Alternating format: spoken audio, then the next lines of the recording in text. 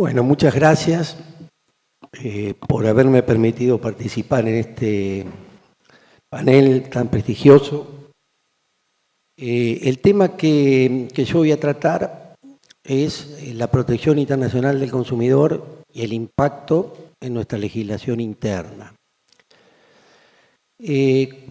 Cuando nosotros pensamos en la protección internacional del consumidor, tenemos muchos hitos históricos que han movido a las agencias internacionales de Naciones Unidas a tratar de producir cambios, o por lo menos declaraciones que busquen cambios.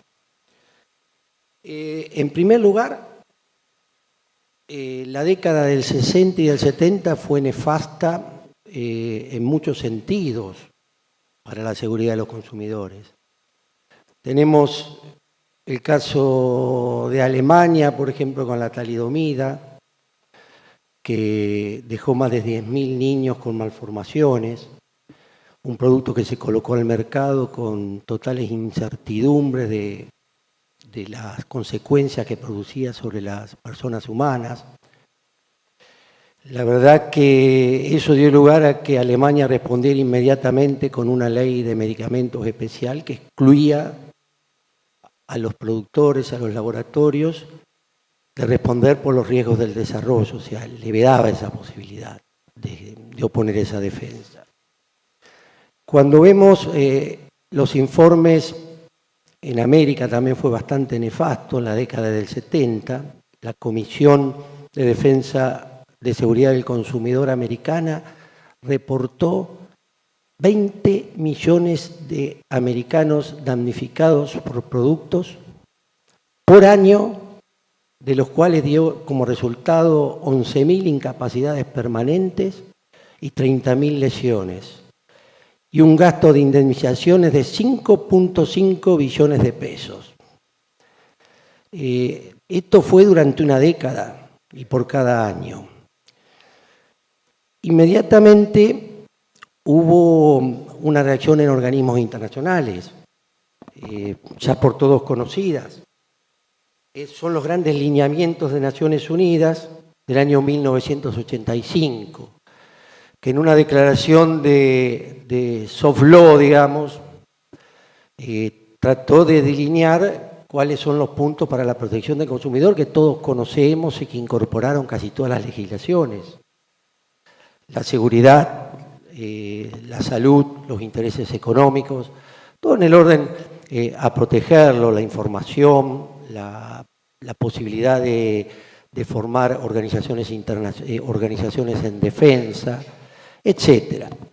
Pero si nosotros vemos, digamos, el germen histórico de esta protección, el trabajo de Naciones Unidas viene desde mucho tiempo atrás. Podríamos marcarlo en el año 1943, en la declaración de Hot Springs. En 1943 hubo 3 grandes declaraciones en las que se resolvió el problema del dinero, los acuerdos de Bretton Woods, se resolvió el problema del trabajo en Filadelfia, donde salieron todas las reglamentaciones de trabajo, y el problema de la alimentación se resolvió en Hot Springs, fundamentalmente la posibilidad de fomentar las agriculturas, y la idea puntual de esta convención fue liberar al mundo del hambre. Inmediatamente reaccionaron las agencias de Naciones Unidas y se creó en el ámbito de la OMS y la FAO el Códex Alimentario, que sería en cierta manera un organismo científico, integrado por científicos, que ha sido y es fundamentalmente el paradigma de la seguridad del consumidor. Ahí se discuten todos los cánones de seguridad que deben tener los alimentos. Este código funcionó de una manera bastante normal, era un club de caballeros, como se decía, hasta que en el año 1995 se crea la Organización Mundial de Comercio. Cuando se crea la Organización Mundial de Comercio, este código, que era soft law, eran reglas, las reglas que dictaba este código no eran obligatorias, pero casi todos los estados la aceptaban por el carácter científico que tenía, se transformó en hard law. O sea, la OMC transformó todas estas reglas a la lógica del comercio y obligó a aplicarla a todos los estados. De ahí en más, el Código Alimentario se transformó en las arenas políticas de las luchas económicas de los estados y pasó de tener 24 miembros a 117, con participación activa, con votaciones, que naturalmente esto produjo una suerte de cristalización. Y acá tenemos que entenderlo desde este punto de vista, porque el gran problema que se generó políticamente es la comercialización de transgénicos, por ejemplo.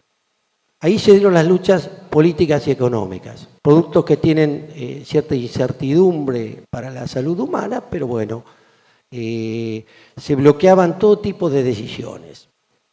La idea que la tecnología va avanzando mucho sobre determinadas cuestiones y hoy tenemos no solamente el problema de los transgénicos, sino también las nanotecnologías que están siendo utilizadas en alimentos o en envases de alimentos, y nos encontramos con un problema muy serio para el riesgo y para la salud de los consumidores.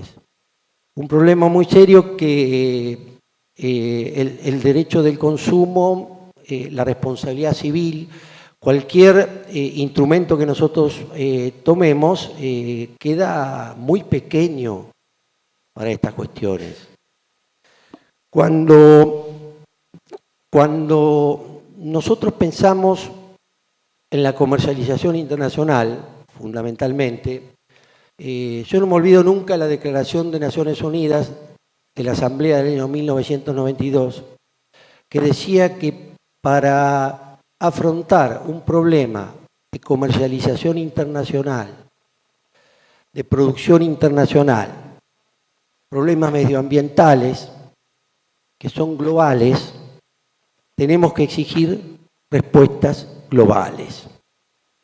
Y yo creo que una de las principales cuestiones en las que nos tenemos que centrar, teniendo ya todas las legislaciones pertinentes, hubo muchos países que a partir del año 1985 comenzaron a traslucir esos principios de Naciones Unidas en sus regulaciones internas, generando microsistemas de derecho de consumo, constitucionándolo, incorporándolo a la Constitución. La idea que esto no es suficiente para una respuesta global, naturalmente, porque los estados siguen teniendo muchas diversidades, los estados siguen teniendo muchas diferencias entre las medidas de seguridad para producir determinados productos. Y nosotros vimos a través del tiempo cómo los laboratorios de medicamentos arrojan productos más baratos a países que tienen bajos contenidos, digamos, de protección. El caso Nestlé fue paradigmático en la década del 70, de la leche en polvo. La idea que todo este sistema de protección tiene que ir acompañado de un sistema internacional privado también de protección, de un sistema que se ocupe de resolver estas cuestiones a nivel internacional. O sea, ya cuando los casos dejan de ser internos y pasan a ser internacionales y hay, digamos, posibilidades de aplicar distintos ordenamientos jurídicos. Mi trabajo se centró desde este punto de vista desde hace muchos años. Desde hace muchos años mi preocupación fue, tenemos constitucionalizado la protección del consumidor, determinados parámetros, teníamos una legislación, la 24240 también, que era una legislación protectriz del consumidor, y el derecho internacional privado no tenía ningún tipo de respuesta para esto. En el derecho internacional privado reinaba la libertad de los contratos paritarios. Había algunas voces por ahí que se alzaban como la de Bogiano en el año 1987, en su curso de la Haya, donde habló de contratos con partes débiles y dio más o menos una propuesta, pero no teníamos absolutamente nada positivizado. Teníamos que trabajar con las reglas de Vélez. La idea fundamentalmente que nosotros planteábamos era la necesidad de seguir y acompañar nuestro sistema de protección al consumidor en el derecho internacional privado. Producir un acompañamiento también materializando en el derecho internacional privado los valores que tenía ese ordenamiento. Lo que proponíamos a lo mejor en cierta medida era utilizar una protección contractual y extracontractual que sea uniforme, como más o menos se estaba proponiendo en los proyectos legislativos. Proponíamos también, digamos, que el consumidor pueda ser protegido a través de un sistema de elecciones alternativas, de buscar a lo mejor la aplicación del derecho que más lo favorezca para evitar injusticia, porque era la parte débil de la relación. Proponíamos la autonomía de la voluntad en tanto y en cuanto mejore las condiciones del consumidor y no las empeore. Yo recuerdo, por ejemplo, en la época de los 80, cuando las empresas aéreas, para hacer marketing, vendían los pasajes, American Airlines, vendían los pasajes sin la limitación de responsabilidad de Varsovia a La Haya, no la aplicaban. O sea, todos los que viajaban ahí viajaban con responsabilidad ilimitada en el caso de un accidente. Esto es una seria propuesta para mejorar, en cierta manera, la posición del consumidor. No había por qué perjudicar la autonomía de la voluntad en estos supuestos. Y fundamentalmente también la necesidad de aplicar normas imperativas, internacionalmente imperativas, cuando esto fuera necesario. Bueno, ¿qué fue lo que nos encontramos con nuestro Código Civil y Comercial? Con nuestro Código Civil y Comercial, desgraciadamente, tenemos muchas críticas para la regulación del derecho internacional privado. Muchas. Demasiadas. Yo lo he dicho en otro lado, hemos perdido una oportunidad histórica y de hecho la perdimos. ¿Qué hace nuestro Código Civil? Tradicionalmente lo que se regula en el derecho privado es la relación de consumo, que implica en cierta manera evitar las tortuosas calificaciones de responsabilidad contractual y extracontractual a la hora de tener que responder. Nuestro código en derecho internacional privado traza una línea tajante entre contratos de consumo y no regula la responsabilidad por el producto. La responsabilidad por el producto la deja librada a la regla genérica de los hechos ilícitos. Por otra parte, tampoco produce ninguna calificación. Entonces, esto nos deja serios interrogantes.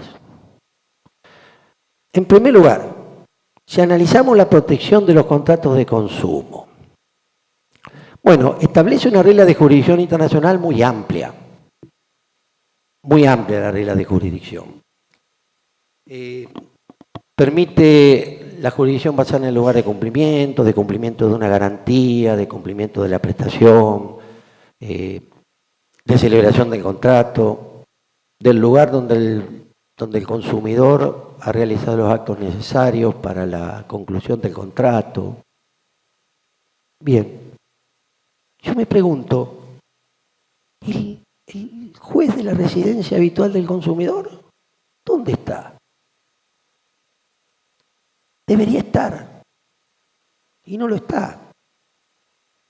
En los conflictos de consumo normalmente se dan por cuestiones de poco montaje económico. Entonces, ¿cuál es el problema? Tengo problema con este bolígrafo que lo compré en Francia y me salió 100 euros. Tengo que ir a reclamar a Francia, donde lo compré. Mi colega me pide 500 euros para iniciar el juicio.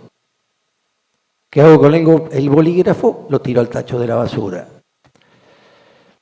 Yo vengo sosteniendo hace mucho tiempo que hay que proveer al consumidor el acceso a la jurisdicción y darle la posibilidad de demandar ante los jueces de su domicilio. En el derecho internacional privado esto está ausente. Cuando nosotros pensamos en la regulación sustancial del derecho internacional privado de los contratos de consumo, ¿qué es lo que hace el Código? Divide como se divide en la Unión Europea el consumidor activo del consumidor pasivo. Esto tiene una raigambre importante en la Unión Europea, que hay que explicarla.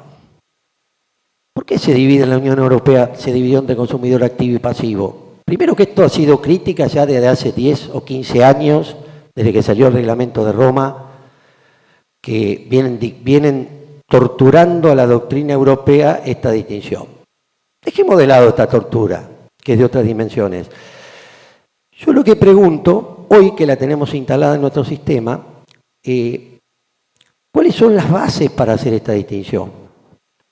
Europa puede darse el lujo de tener estas bases. ¿Por qué? Porque tiene un alto nivel de protección en su derecho comunitario. En su derecho comunitario tiene, digamos, desde una ley de seguridad general del producto hasta la regulación de los contratos a distancia, de los préstamos, la regulación de los inmuebles, la regulación de tiempo compartido, la regulación de las cláusulas abusivas, la regulación de la responsabilidad por el producto. Es uniforme también. Ellos pueden darse ese lujo de producir esto porque el derecho que se aplica en la Unión Europea va a tener una base común importante de protección. Nosotros dictamos una norma de conflicto al mundo donde hay diferentes sistemas de protección. Este es el primer error nuestro. No está usada para funcionarse en un sistema donde hay una armonía importante de reglas de protección. Está destinada a usarse frente a una diversidad jurídica. Cualquier país del mundo puede venir acá.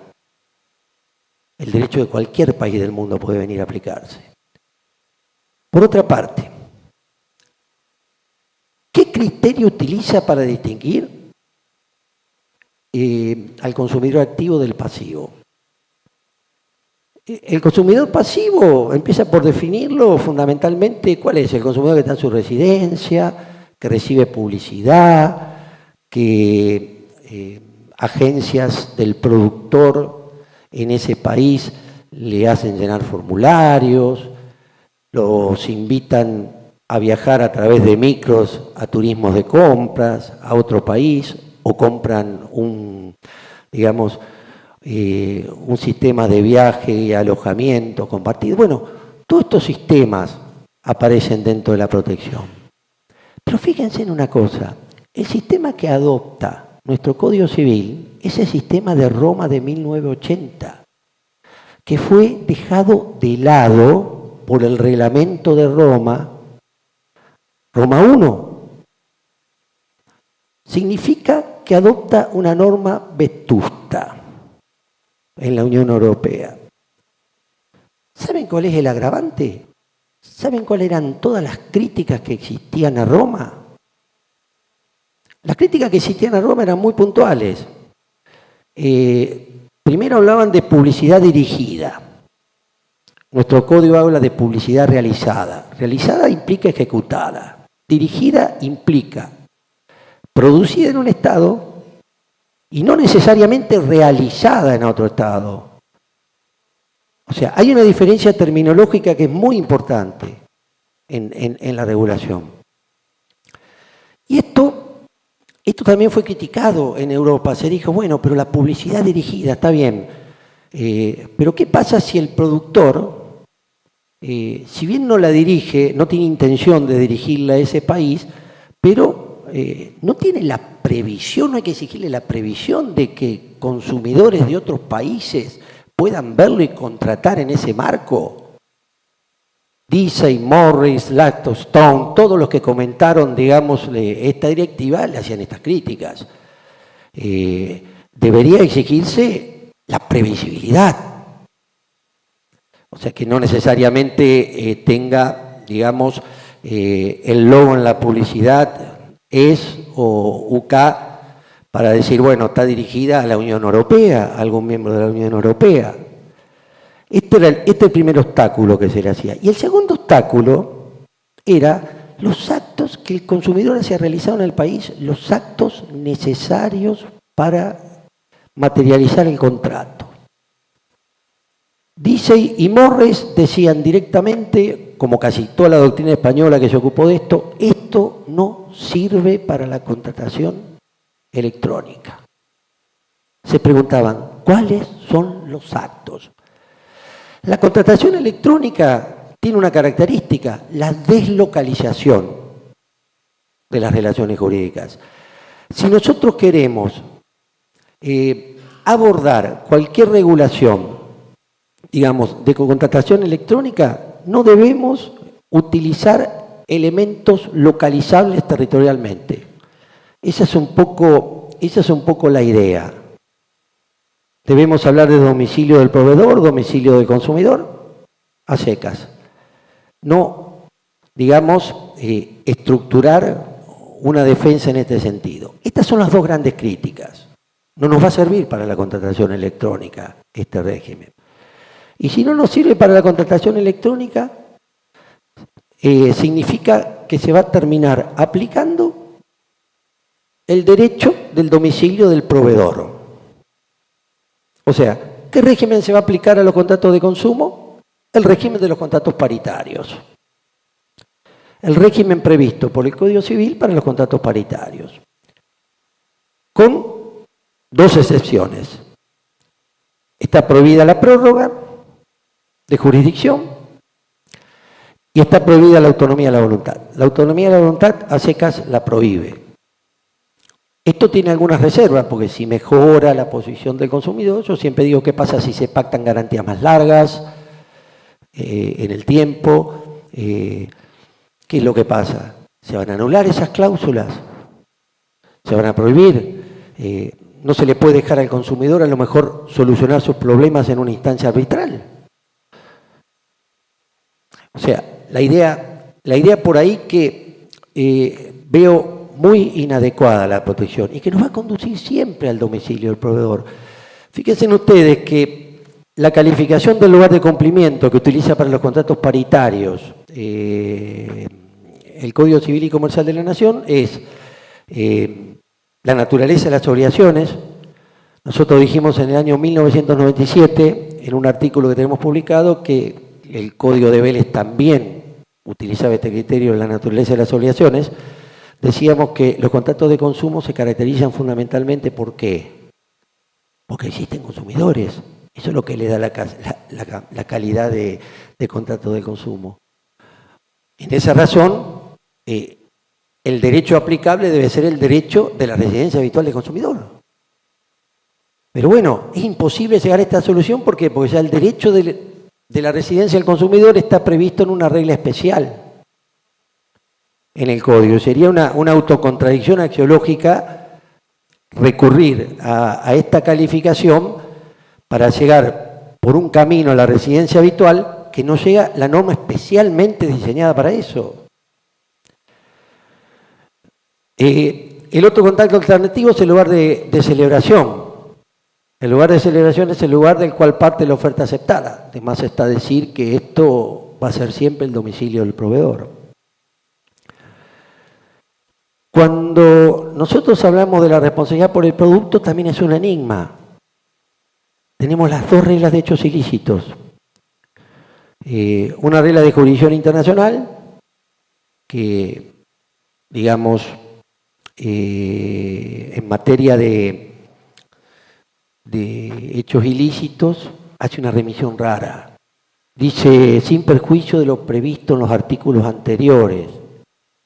Tanto la norma de jurisdicción internacional como la norma de conflicto de hechos ilícitos hablan de sin perjuicio de lo previsto en los artículos anteriores. Esta remisión, viéndola, me dio un poco más o menos que terror. ¿Por qué? Porque en la responsabilidad por el producto todavía podemos llegar a arreglar la cuestión por la regla de hechos ilícitos. Si bien es inadecuada la regla, podemos utilizar algunas alternativas como para solucionar armoniosamente esta cuestión.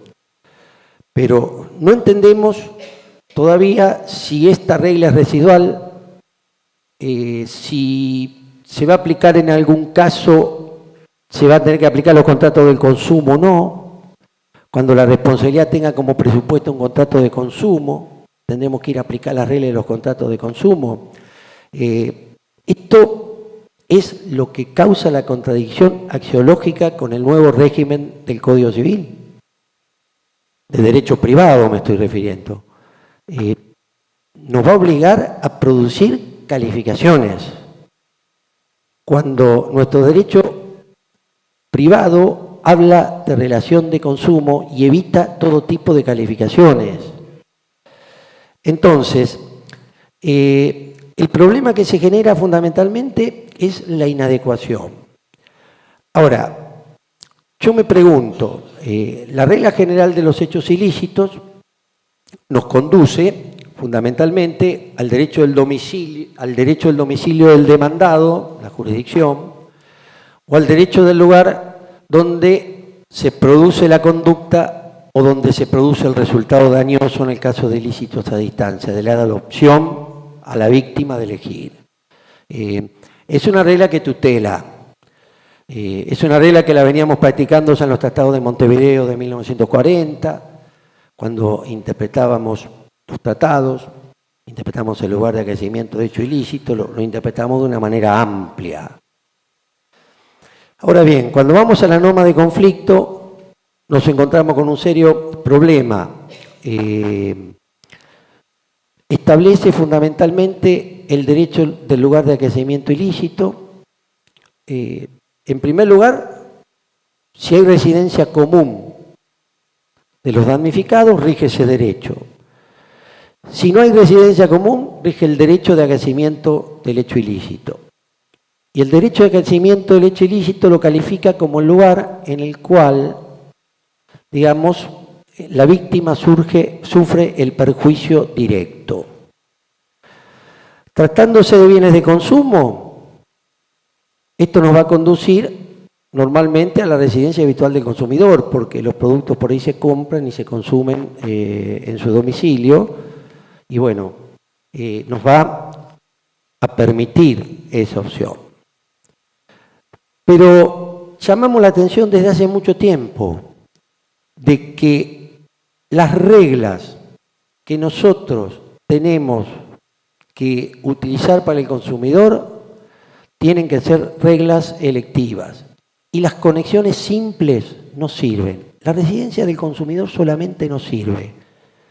¿Por qué no sirve solamente? Primero porque en su país puede tener bajos estándares de protección y el proveedor puede lucrar económicamente con esa diversidad y producir medicamentos, alimentos más baratos, produciendo más lucro y perjudicando la salud de los consumidores.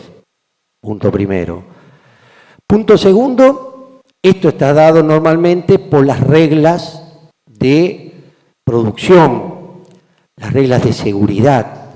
Estas reglas de seguridad están previstas en casi todas las legislaciones de derecho internacional privado de responsabilidad por el producto. Las reglas de conducta y seguridad deben ser las reglas del proveedor. Las del proveedor, que fundamentalmente es el que comercializa la mercadería. Y si nosotros utilizamos solamente la regla simple del domicilio del consumidor, no podemos llegar nunca a esas reglas, a la aplicación de esas reglas.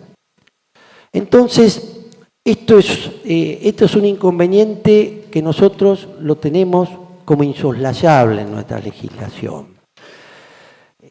Esto nos deja pensar a nosotros en una circunstancia, y no más que en una circunstancia. Nuestro legislador tenía la ley italiana de derecho internacional privado, la ley suiza de derecho internacional privado, tenía el reglamento de Roma II de hechos ilícitos que establece también un sistema de cascadas de derecho aplicable.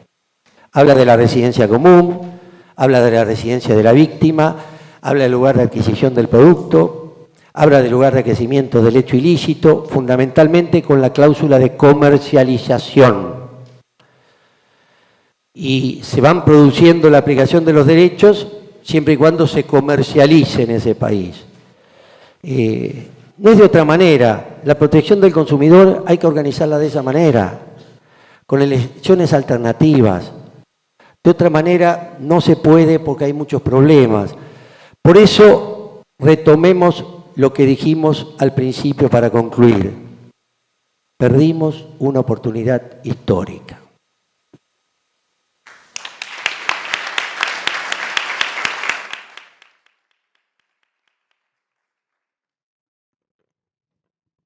Bueno, agradezco esa muy interesante ponencia acerca del derecho argentino de una perspectiva del derecho internacional privado.